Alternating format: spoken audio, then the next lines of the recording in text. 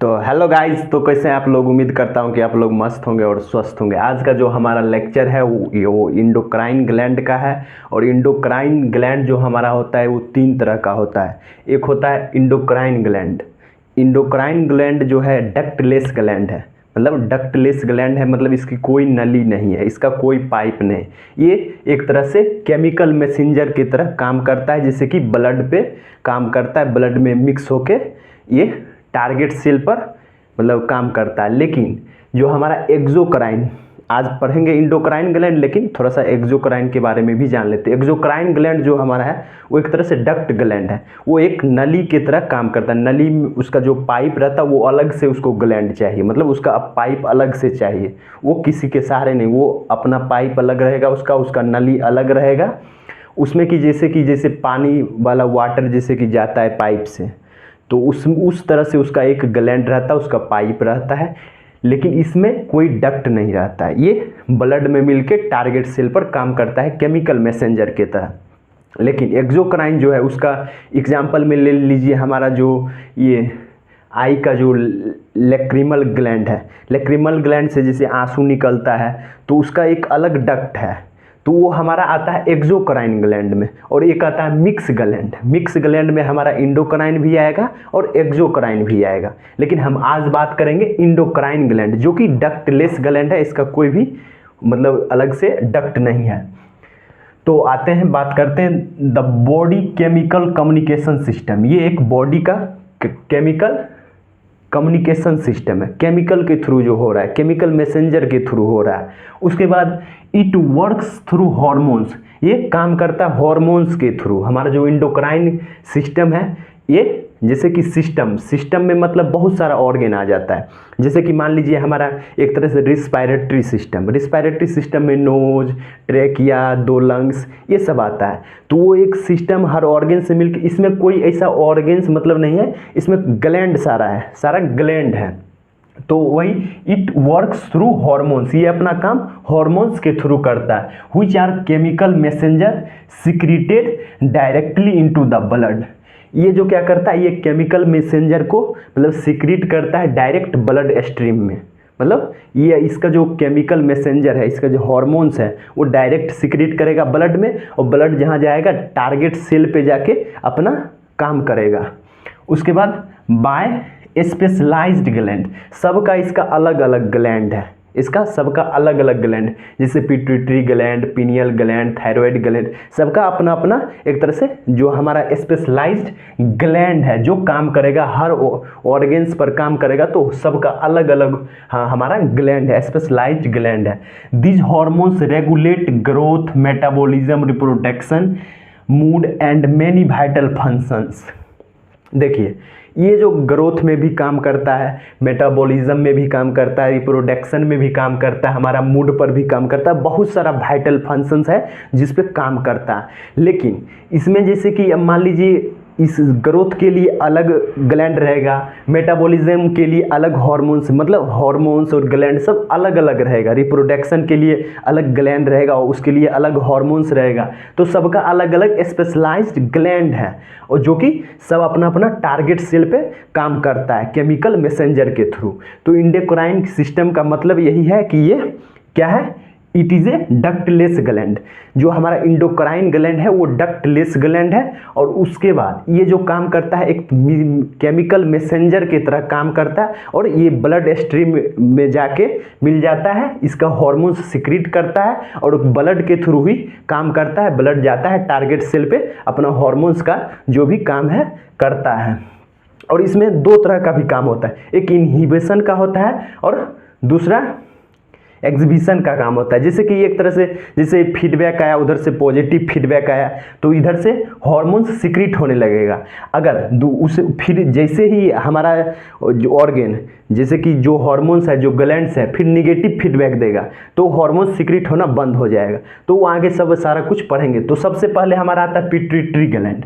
हमारा pituitary gland से जानने से पहले, ये सारा ग्लैंड जानने से पहले हम लोग एक तरह से ऊपर से नीचे तक पूरा ग्लैंड, सारा ग्लैंड के बारे में बात करेंगे। सबसे पहले हमारा आता है, उसके बाद ग्लैंड्स और हार्मोन्स। ग्लैंड्स देखिए, इंडोक्राइन का काम ही एक तरह से ग्लैंड्स से बना हुआ है, तो हम लोग ग्लैंड्स के ही बारे में जानेंगे। और इसका फंक्शन का बात करें तो इसमें आप लोग लिख सकते हैं regulate, hormones regulation, growth, metabolism, ये सब काम करने का काम करता है। फंक्शन में आप लोग ये इंडोक्राइन सिस्टम का फंक्शन में लिख सकते हैं। अब देखिए बात करते हैं ग्लैंड का।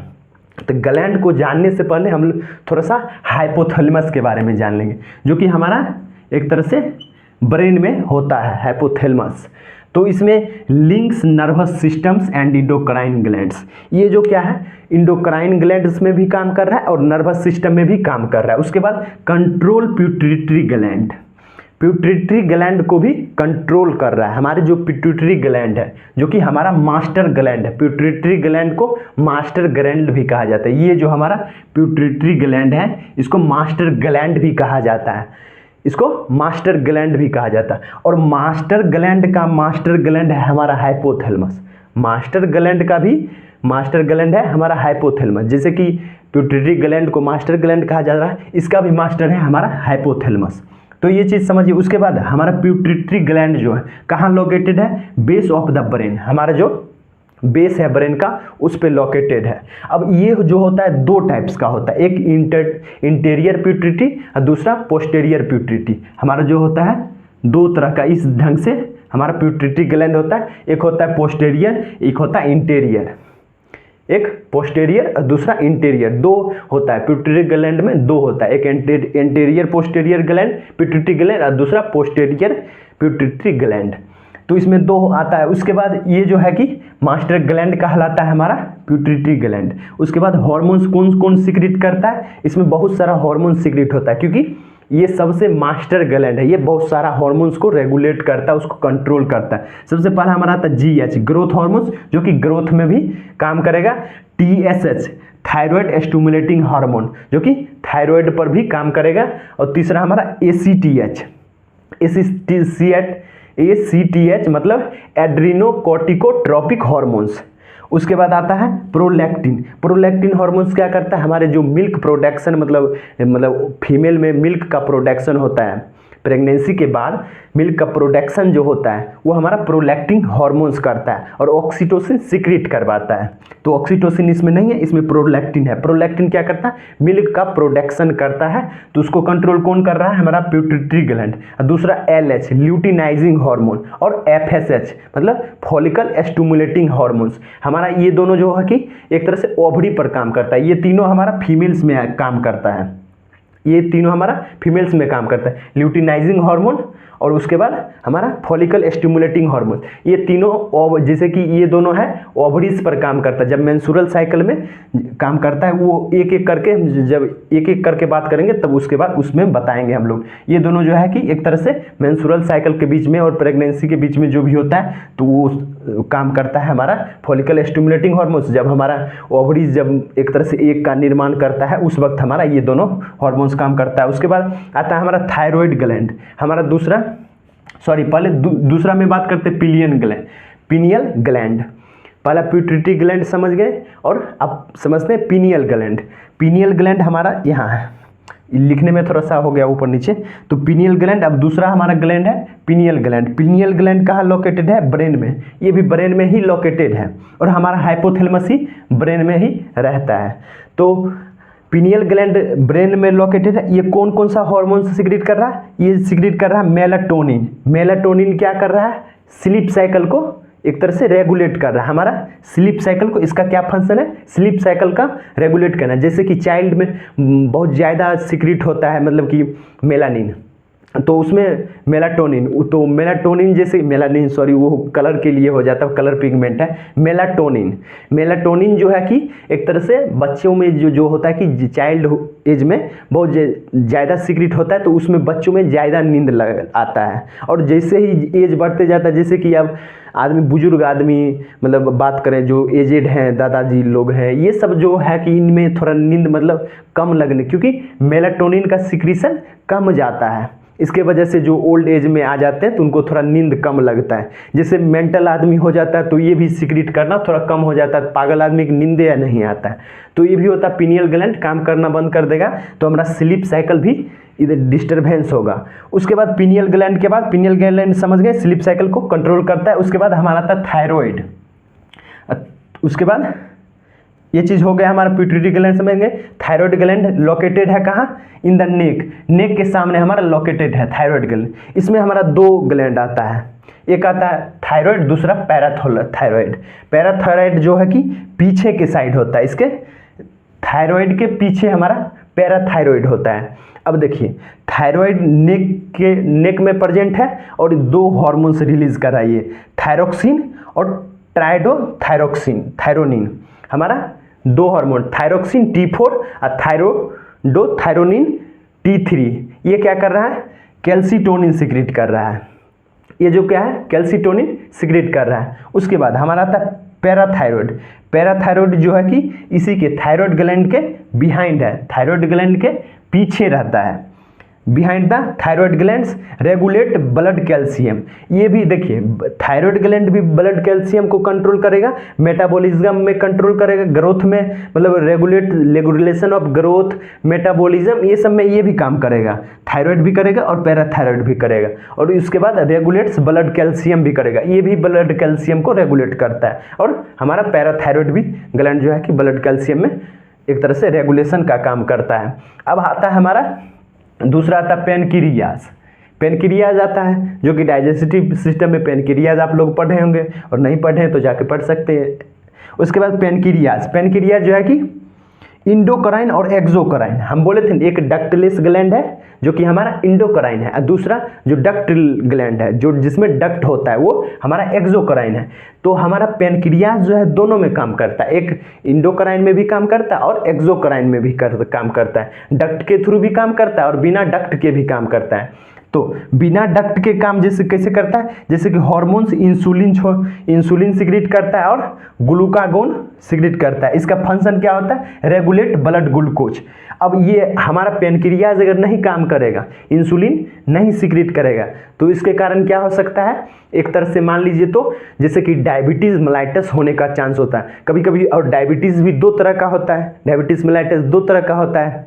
जैसे हमारा एक तरह से जिसमें कि होता है, एक होता है कि हमारा जिसमें कि बचपन से ही है इंडिपेंडेंट इंसुलिन, तो उसमें क्या होता है कि इंसुलिन सिक्रेट ही नहीं, बचपन से ही नहीं बन रहा है, तो उसके कारण हो रहा है। और एक होता है ओल्ड एज में टाइप 2, जैसे टाइप 1 हो रहा है, तो टाइप 1 में इंडिपेंडेंट होता है जैसे इंसुलिन, जैसे उसमें बनता ही नहीं है, बचपन में बनता ही नहीं है, इंसुलिन बनता ही नहीं, तो टाइप 1 में आता है। और टाइप 2 में क्या होता है, ज़्यादातर ओल्ड एज में हमारा पेनक्रियाज जो है कि इंसुलिन जो सिक्रेट करना बंद कर देता है, इसके कारण टाइप 2 होता है। एक टाइप 1 जो कि बचपन में ही या किसी भी एज में जिसमें शुरू से स्टार्टिंग से ही हमारा पेनक्रियाज इंसुलिन नहीं बना रहा, तो उसमें देखा जाएगा। और टाइप 2 में क्या होता है, डायबिटीज मेलाइटस टाइप 2 में, कि उसमें होता है कि ओल्ड एज में धीरे धीरे पेनक्रियाज काम करना बंद करता है, और ये ज़्यादातर ओबिसिटी के कारण होता है, मतलब मोटापा के कारण भी होता है, और लैक ऑफ एक्सरसाइज, मतलब बहुत सारा कारण है, न्यूट्रिशन प्रॉब्लम, ये सब के कारण भी होता है।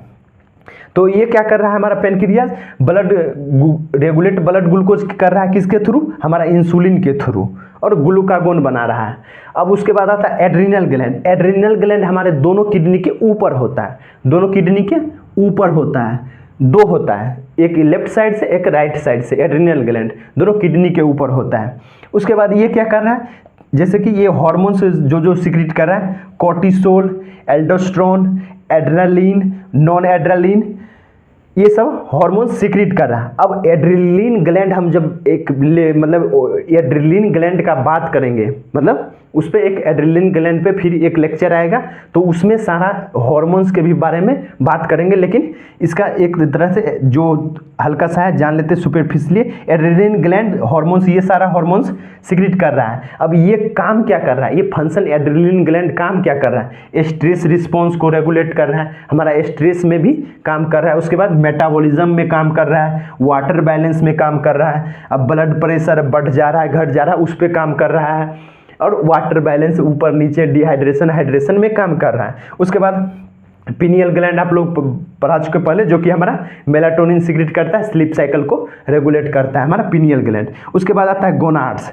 गोनाड्स में हमारा दो आता है। गोनाड्स में हमारा एक ओवरीज आता है जो फीमेल रिप्रोडक्टिव सिस्टम में आता है, फीमेल गोनाड्स। उसके बाद हमारा मेल गोनाड्स, टेस्टिस, जो कि हमारा मेल गोनाड्स है। अब ओवरीज क्या कर रहा है, हमारा दो हार्मोन्स सीक्रेट करता है, दो हार्मोन्स बनाता है, एक एस्ट्रोजन और दूसरा प्रोजेस्टेरोन, जो कि रिप्रोडक्टिव सिस्टम में हम लोग अच्छे ढंग से पढ़ चुके हैं। दो हार्मोन सीक्रेट कर रहा है, एस्ट्रोजन और दूसरा प्रोजेस्टेरोन। और टेस्टिस क्या कर रहा है, टेस्टोस्टेरोन। इसमें एस्ट्रोजन क्या है, एक तरह से फीमेल के कैरेक्टरिस्टिक को, जैसे डेवलपमेंट ऑफ ब्रेस्ट्स, तो उसमें भी काम करता है हमारा एस्ट्रोजन। तो ये हमारा दो हार्मोन सीक्रेट करता है, कौन कौन, एस्ट्रोजन प्रोडक्शन करता है और प्रोजेस्टेरोन। हमारा ये एस्ट्रोजन और प्रोजेस्टेरोन का प्रोडक्शन करता है हमारा ओवरी। और दूसरा टेस्टिस, टेस्टिस क्या करता है, दो एक का करता है, टेस्टोस्टेरोन,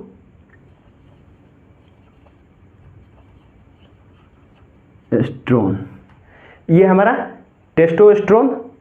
उसके बाद जैसे कि हमारा मेल गोनाड्स क्या है, टेस्टिस है, जो कि टेस्टोस्टेरोन सीक्रेट करता है, जो कि हमारा मेल का कैरेक्टरिस्टिक होने के लिए रिस्पॉन्सिबल है। और उसके बाद हमारा ओवरीज, ओवरीज क्या है, हमारा इससे दो प्रोडक्शन कर रहा है हार्मोन्स का, एस्ट्रोजन और प्रोजेस्टेरोन।